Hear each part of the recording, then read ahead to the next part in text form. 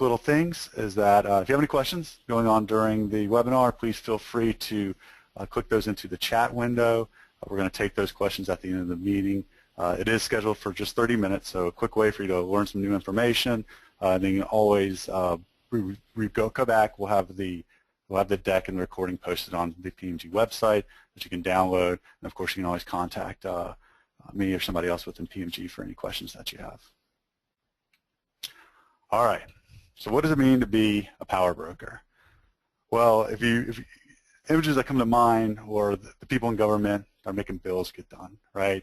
The Kevin Spaceys of House of Cards, people like that that have influence and are people that control decisions that are made.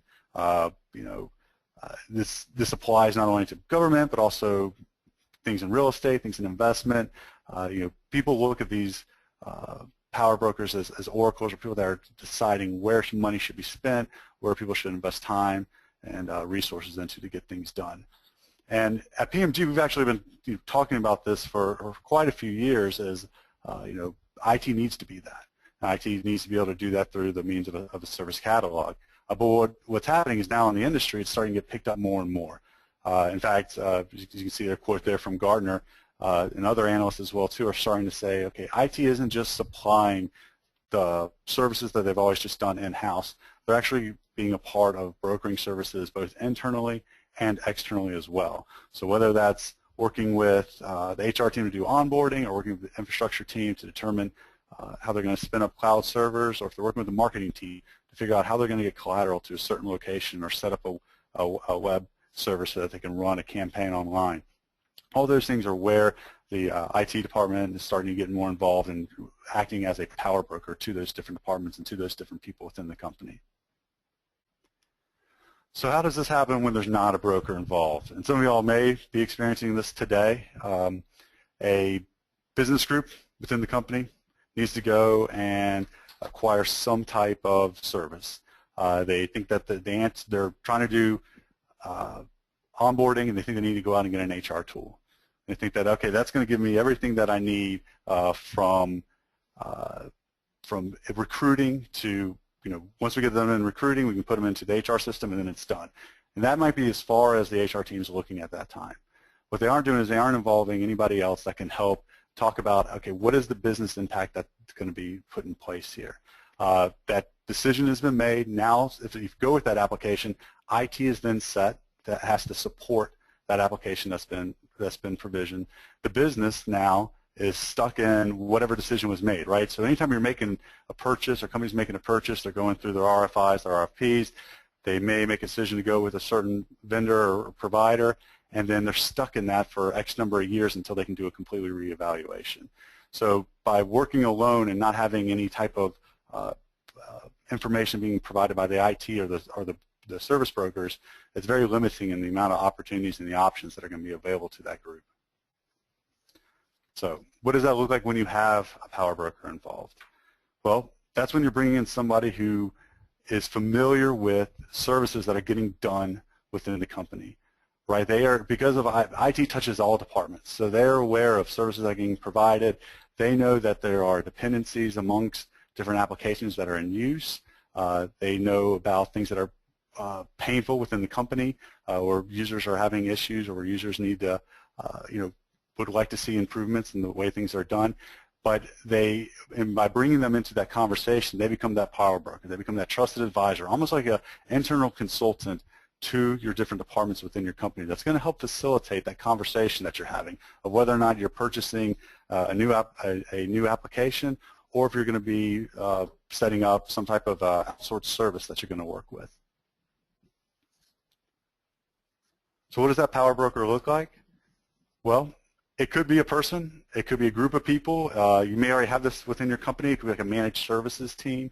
But what it is there's a skill set of the people or the person that is a visionary thinker, someone who's looking at not just the short-term win, not just what the immediate problem is, but looking at a holistic solution for any problems that your company's ongoing with right now. And they look at how can we leverage things across departments so that we can provide us the right solution, the right answer as we move forward on any decision that we're going to make.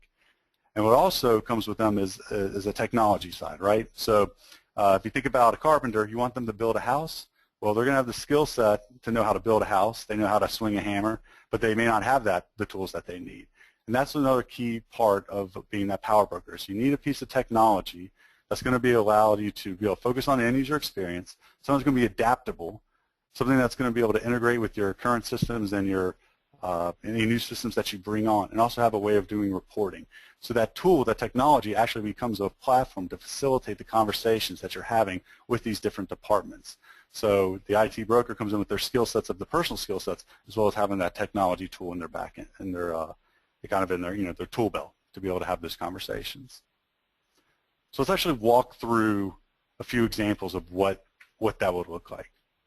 So in one scenario, we have right here, we're talking about brokering cloud environments. So we have a company, and they are dealing with shadow IT right now. Users need to spin up a cloud server. They need some type of environment so they can try out some new apps. They need to set up a web campaign, something along those lines. There's not much governance around that. There's not much control around that right now. And users are just going out and they're ordering them on their own. Maybe they're going to Amazon and they're just spinning up their own servers, and then they're expensing that server out. Well, the answer to that type of problem could just be, let's get an application or a solution to fix that. Let's just go and start using VMware or something along those lines. But when you bring in a broker, then you're going to take a step a little bit further and see, okay, what exactly is the business problem? And the problem is that people are okay, the company's okay with spinning servers on outside instances, but they also want to keep things in-house as well too. So that broker knows that. The broker's going to be able to have that conversation with those different departments and say, okay, let's make some rules. Let's say that if we're going to do something internally, if we're going to do something in production, we want to do it internally. We want everything within our firewall. We want it to be on a private cloud. If we want to do something external, if we're just doing stuff for dev and for test, then let's provide a way for the people to quickly go out, spin up those servers, get approvals for them, but it won't be big impacts because we're not putting a lot of valuable data outside of our network, and we can put it out there into the public cloud, right? And that works because the business then is making a decision, okay, what's going to be best for our process for when we're cleaning up, for when we're brokering cloud environments. But for the end user, they don't even need to know that. The end user just needs to have one location that they can go into and be able to request the server. Let it fill out what type of environment they need, and then on the back end have that processed appropriately. And what that allows you to do is you have that one location. All requests are coming through one place. All users are going to one place to be able to request that server, whether it's private or if it's public. Everything's being tracked in one place. You're able to report on all the servers that are currently out there, seeing which ones are costing money, which ones are being torn down, when they're going to get torn down. But you have a full picture of everything that's happening as far as the virtual environments that are being spun up. And if you don't have something like this in place, then the opposite's happening. You have people going out onto public sites and spinning up their servers. There's no approval in place. All of a sudden, a big bill comes in, and the company's left having to understand why there's X number of dollars they didn't even know that were getting spent that has now been purchased and is now being sent to the company in these large invoices. And how do you reconcile that? Another good example of where a broker comes into place is in onboarding.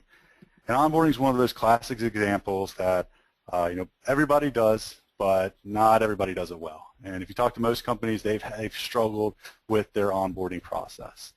And this could be another instance where HR goes out, they say, okay, we need to get an onboarding tool. They look at a few onboarding tools. They see some really cool things that allows me to do recruiting really well. I can send these emails. It helps me figure out drug testing. It helps me figure out the right government documentation done to that level. And then it stops, right? What happens afterwards?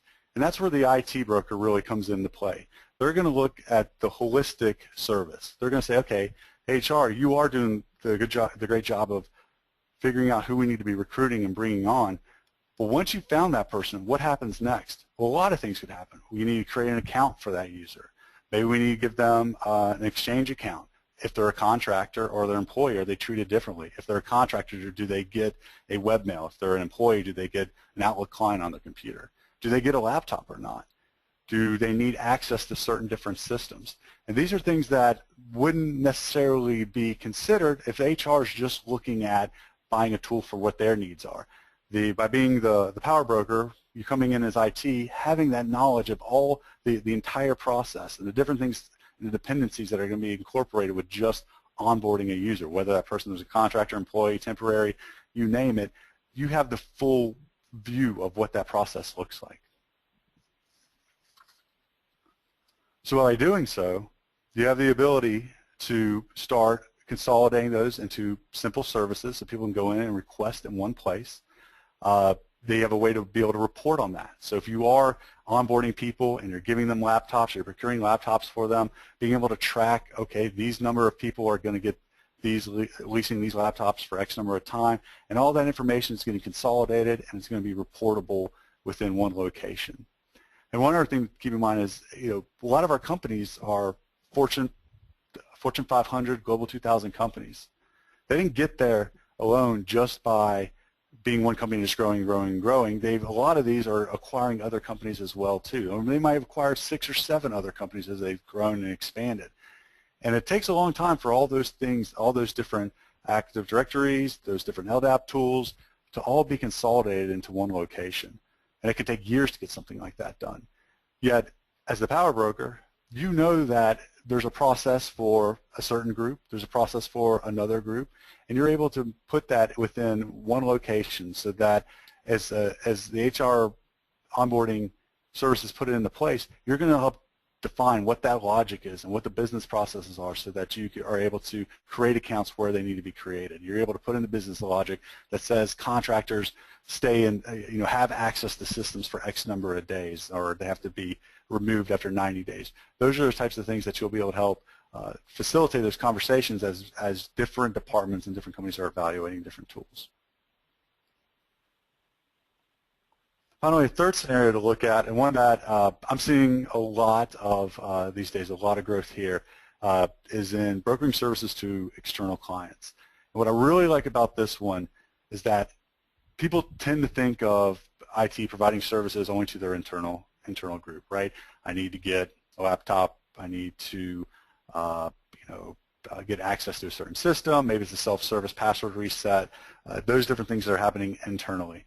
But when you flip that and you start expanding that actually out to your external users, then you're providing them a portal to be able to go in and request services as well too. And these could be things like your partners, your business partners saying, hey, I need an invoice for last month, or I didn't receive it yet, or can I get a forecast of what the invoice may look like in the upcoming month.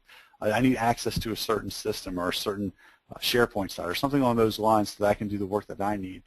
Maybe they just need general help, but they need a place that they can go in and request those types of services. Now today, it may be just a customer rep that they call or somebody that they email, but how much better would it be if they actually have a portal where you're providing the same type of self-service and tracking and knowledge of requests that are being done internally and expanding that to your external users as well. And when you focus like that on an external user, you're going to put a lot into that user experience, right? When you have clients coming in and customers coming in and using your website and your portal to be able to request services, you want to make it as easy as possible for them. You want them to enjoy that experience. And when you have that type of focus for the external users, then that then influences what the internal portal will look like as well. So you're going to be focusing on the user experience. Yeah, it's not just going to impact those external users. It's also going to impact those internal users as well too, and increase the aesthetics, how easy it is to track things, how easy it is to order things, all within one portal and one tool.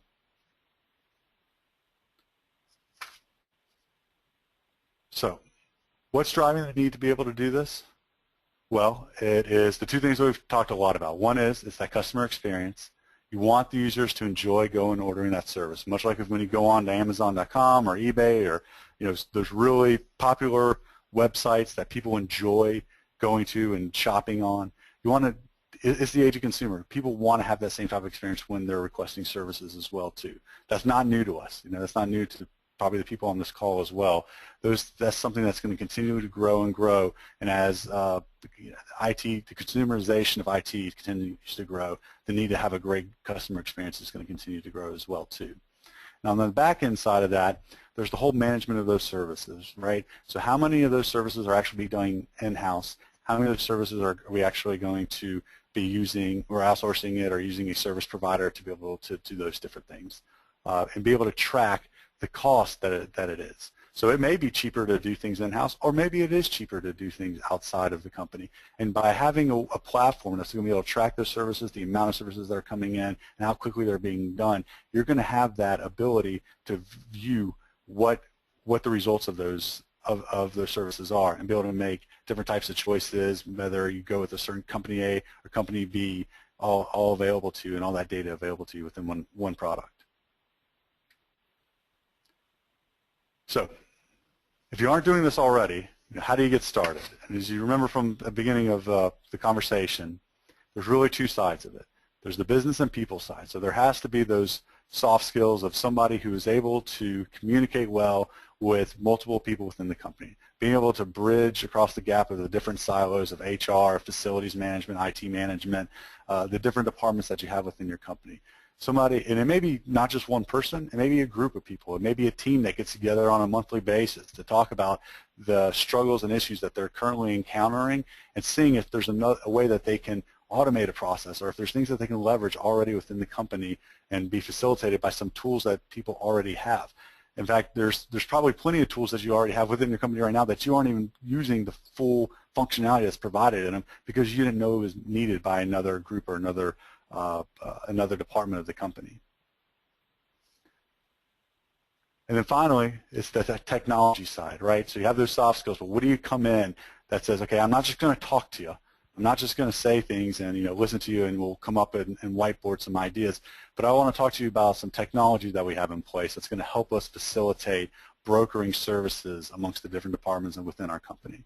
The idea of that is, from PMG, we see it as a service catalog, because it's more than just the catalog. It's not just kind of what the old look and thought of a service catalog being a place, a repository of services that people can go and request, and at the end they just create a ticket and someone works the ticket. No, service catalogs are growing, expanding, and they're becoming truly business process automation tools, and tools that can easily be incorporated into companies, but that aren't extremely complex. You can put in processes like HR onboarding, you can put in processes like marketing and cloud provisioning into the tool and make it so that it's easy for end users to be able to request those different types of services. So what comes with regardless of the tool, what you need is you got to have an excellent user experience, and that starts with the aesthetics. That starts with providing a portal so that when someone goes to it, they want to be on that site. They're not going to just see a lot of text and be confused on where they need to go to search for different services. They want to enjoy that experience. They want to see things that are being requested throughout the company. Maybe seeing the most popular services, something that they may be interested in. Oh, I didn't realize that we had an opportunity to get an iPad or a tablet or some sort, or I didn't realize that we could enroll in a health club at the bottom of our office. Those are the types of things that you want to be able to provide. You want to be able to show to your end users and allow them to be able to request those services. Next, it has to be built to change. Whatever process you put in, it's going to change. And the idea of being a broker, that is meaning that you're not staying with the one decision for all time. You're going to, today, it may be a good idea to go with company A to provide for doing payroll, but next year, it may be a better idea for you guys to go with company B to do payroll. And those are types of changes and things like that you'll be able to facilitate by having a product that's quick to change and is quickly able to be adaptable. Some things that you might even think about is, say you have a process that currently goes through manager approval, and then it goes through director approval, and then it goes and creates that account. So a new user comes on, it has to go through 2 levels of approval. But you're finding out that every time it goes to that director approval, it's taken X number of days to get completed. And really, that director's never not approved it. It's always gotten approved. It just sometimes takes takes longer than is expected. So a quick change to that is saying, okay, instead of this being an approval process, let's make this just an email notification to that director. At the same time, it could be applied to something more on the back end with your infrastructure. Say everything you're throwing up in the private cloud, you're doing through VMware today. You may choose to work with OpenStack in the future. If you can quickly change those things out when using different service providers, you have the ability to do so. Now, the end user isn't impacted by any of that. They're still going to the same portal. They're still requesting the same service. They're still getting the same level of value from requesting a cloud environment as they were before the switch was done on the back end. It's actually, probably very little of that's known that there was even a change that was done. And also, you want to have governance control. You want to make sure that anything that's changing within the system, that you're auditing that you're logging that, and you're reviewing it to make sure that you aren't impacting other systems at the same time too, or you aren't impacting other services as well. You want to track and monitor. This is where SLAs come in. This is where, there's so much discussion right now about metrics because there's so much data that's out there, and it's trying to understand, okay, now we have all this data. What are we going to do with it? How are we going to utilize SLAs, OLAs to make different decisions and make determinations on how we're going to run our different business processes? And by having a platform that allows all services to flow through it, you're going to be able to look at a high level of whether or not services are being done correctly and hitting different SLAs. So if we look, let's talk about onboarding. If for some reason it's taking a long time for a laptop to get procured, that may be something specific to the service that you want to dive into to look into. But you don't want to have to check that and then also check is AD getting created all at the same time, is my access getting provisioned all at the same time or quickly enough. So there's a bunch of different individual reports that could come out of that. Instead, what you want is you want a more holistic view. And so by somebody who's ordering a service and it's going across multiple departments, going across, integrating with multiple applications, you're going to get that high-level view of, is onboarding working? Is onboarding hitting this SLA? Is it hitting its OLAs? And if so, we're good. If not, let's dive deeper into the different types of reports that we want to look at. Because as I mentioned, with the proliferation of so much data out there, you need to have a way to be able to report that easily and make action on those reports easily.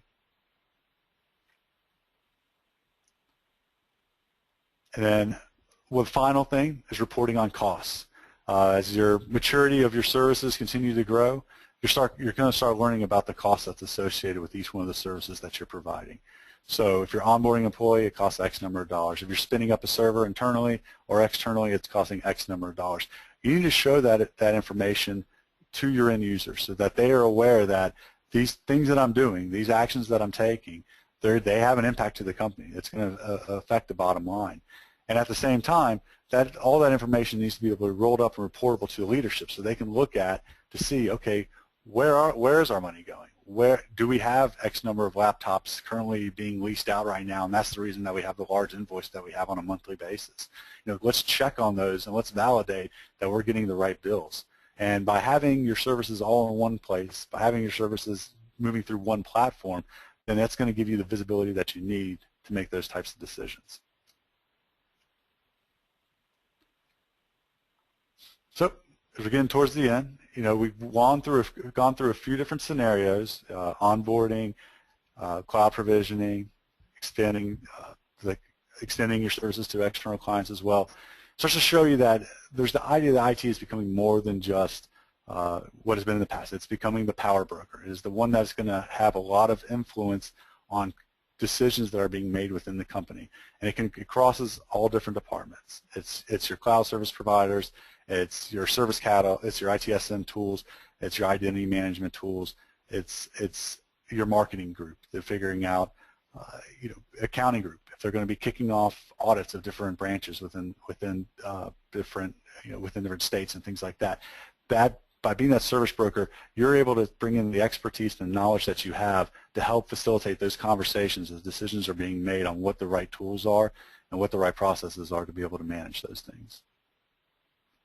So I think I went kind of fast, but I think we're right about on time. It's 1:57 right now, and I will open it up to see if we have any questions.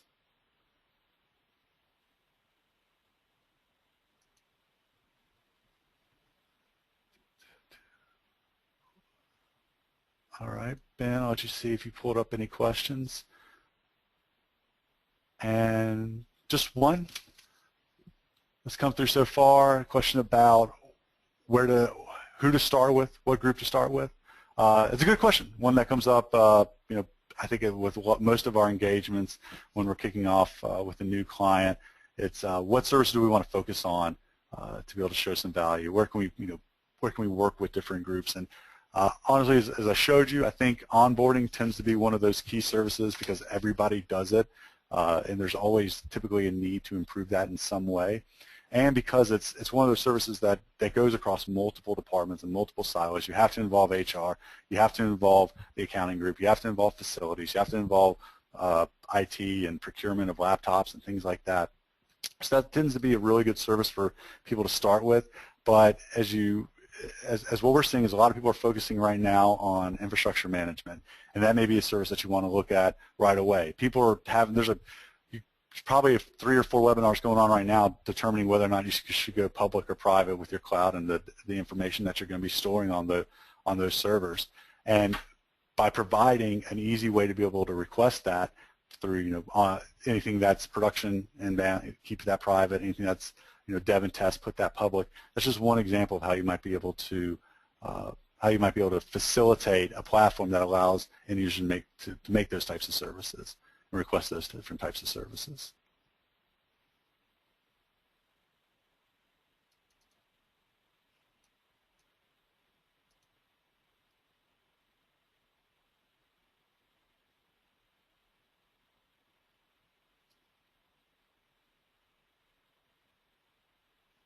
All right, and then I think we have a good question here. It says, I'm trying to pull it down. It's stuck in there.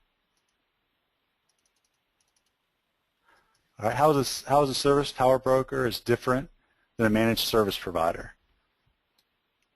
I don't know if there is that much of a difference. I don't think it's a name of a title that's really changing. It's the idea that you're empowering somebody to know that they have the influence that they have to be able to help make different decisions and help facilitate conversations that are happening in with multiple divisions and multiple groups of people.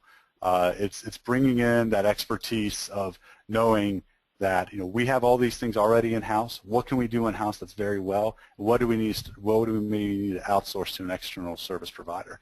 So I don't think there is that big of a difference between a managed service provider and a power broker. It's more of realizing that the managed service provider has the opportunity to do those types of things and should be looked to as an advisor for making those types of decisions.